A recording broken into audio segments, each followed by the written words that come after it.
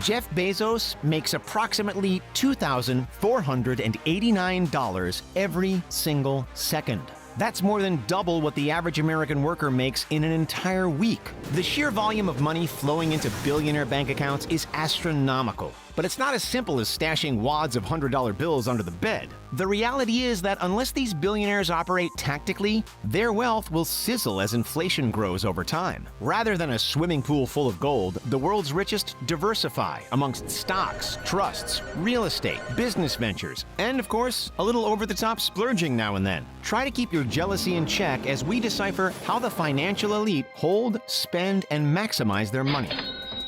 The numbers have been crunched. The 15 highest-paid CEOs in the technology industry have a combined annual income of over $83 billion. That exceeds the market value of entire countries. Jeff Bezos alone is worth more than Jamaica, Iceland, Tunisia, and Estonia combined. He's more than 400 times richer than LeBron James, who's considered one of the most successful athletes of all time. Facebook founder Mark Zuckerberg, who's worth $91.9 billion, takes about 2 minutes to earn the average U.S. yearly wage. That's the equivalent of making over $5 million every day of his life so far. Crazy, isn't it? Bill Gates is hovering around the $100 billion mark. Elon Musk has rocketed up to $70 billion. And the god of investing, Warren Buffett, boasts a piggy bank stuffed with $76 billion. To compete with these elites, the average full-time worker who makes $50K a year would have to work 40 hours a week for, we're not even kidding here, 2 million years. What's more alarming, if you worked minimum wage in the US, 8 hours a day, every day of the week, you'd need to save each penny for 6.5 million years to rival Bill Gates. Seriously, it's absolutely insane. So these superhuman business moguls are incomprehensibly wealthy, we get it. But the more money to their name, the trickier it gets to store. Bank accounts typically are only insured up to $250,000 against major bank failures, which causes a great deal of concern, forcing the affluent into a pivotal strategy for protecting, maintaining, and growing their wealth. It can all be summed up in one word: diversification. Take a look at this graph. In the top row, you'll see a low-income, blue-collar household. Here, nearly 75% of the entire household asset value is spread across three things: liquid assets, meaning cash or easily accessible money in the bank; primary resident expenses, usually rent; and vehicles. Now take a look at the bottom row. The higher up the income ladder you go, the less reliant you are on those three elements. For billionaires, cash makes up an insignificant sliver of the total net worth, and there's almost zero reliance on a retirement pension. Once you pass that $1 million income threshold, new factors come into play. Stocks, a real estate portfolio, and business ventures start to take over as the main allocations of personal wealth. Let's dive a little deeper into these high-level assets then. First off, investing in the stock market. Who else better to be our guinea pig than arguably the most successful investor of all time, Warren Buffett? The Oracle of Omaha was living solely on a salary of $50,000 per year. His money soon came from investing, parking his cash into stable, well-run companies who presented at good value and offered high growth potential. Case in point, Coca-Cola. Buffett originally paid $1.3 billion for shares of the company in 1988, which translates to a current market value of roughly $18 billion. The key here, with most of his and other billionaires' stock market investments, is holding for the long run.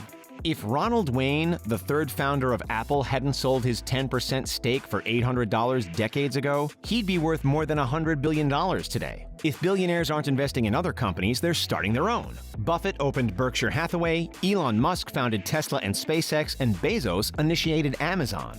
Sometimes, however, the businesses aren't only created, but purchased. Roman Abramovich bought the Chelsea Football Club. Zuckerberg bought Instagram, WhatsApp, and Oculus, and the list goes on. The millionaires get involved in acquisitions too, although sometimes with a little more left-field ideas. Carmen Electra has a line of home stripper poles. Jessica Alba's company sells eco-friendly baby products. Dan Aykroyd founded Crystal Head Vodka, and Akon owns a diamond mine in South Africa. If the cashed-up A-listers still have funds on hand after parking some in stocks or business ventures, then a common storage method is what's known as a trust fund. Trusts allow the person to move their money outside of their estate, which brings two clear benefits: less taxes and more privacy. A billionaire could have trusts set up for particular charities or for each family member. So as you can see, billionaires do not and cannot keep their money in one place. There are certainly no savings accounts out there that hold upwards of $1 billion. Even if the banks allowed it, the clients would be facing enormous inflation risk. Unless they put their cash to work through investments, inflation eats away at it. But if it's all tied up in long-term investments, how do billionaires actually make their day-to-day purchases? Do they carry cash like the rest of us? Or exclusive credit cards? Or does their celebrity status grant them a free pass through life? Let's look at Bill Gates, for example. When the Microsoft co-founder was asked how much cash he carries around in his wallet, he gave a surprising answer: a single, crisp $100 bill. The reason behind this actually makes a lot of sense, and it's all about reputation.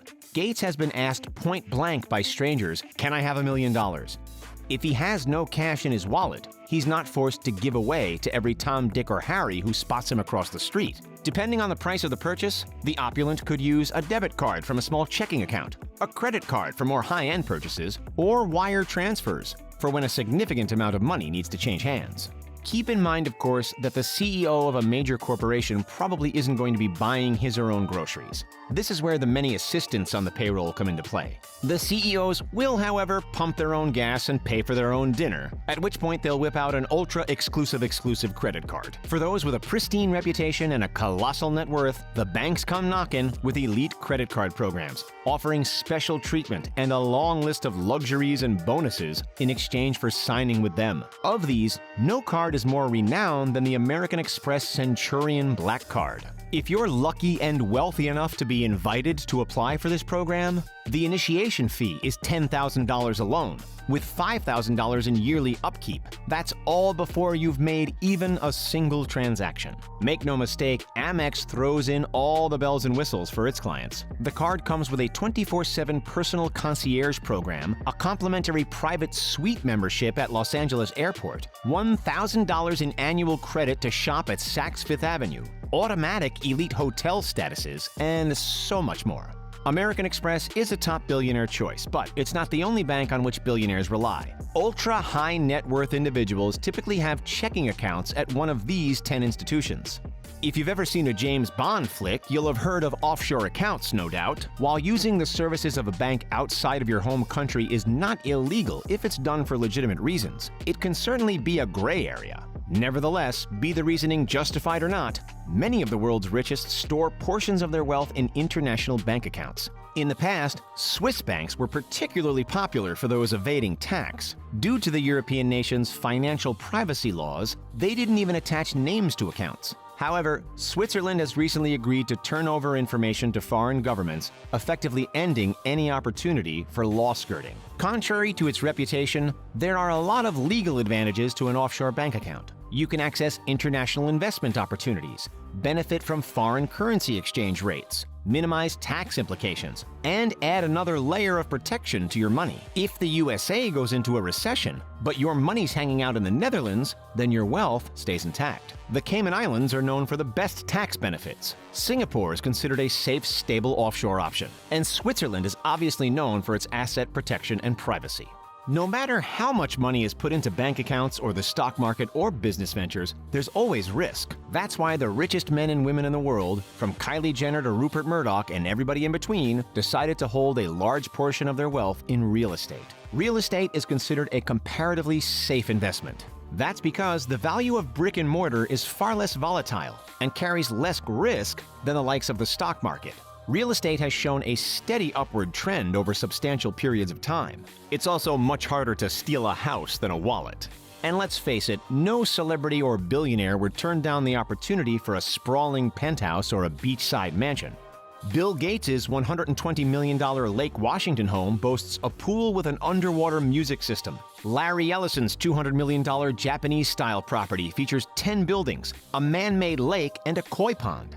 While Ken Griffin's apartments on Billionaires Row deliver the most sublime views of Central Park imaginable. Mark Zuckerberg's real estate portfolio has climbed up to 10 properties in the U.S. alone, including everything from a modest Palo Alto home to an enormous Hawaiian plantation.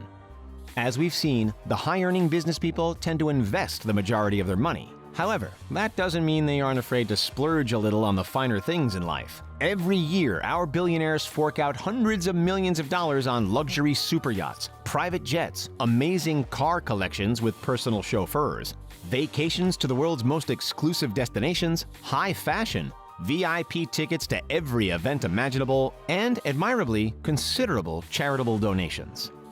As of 2020, Forbes counted 2,095 billionaires. What's the first thing you'd do if you woke up tomorrow as billionaire number 2096? Let us know in the comments.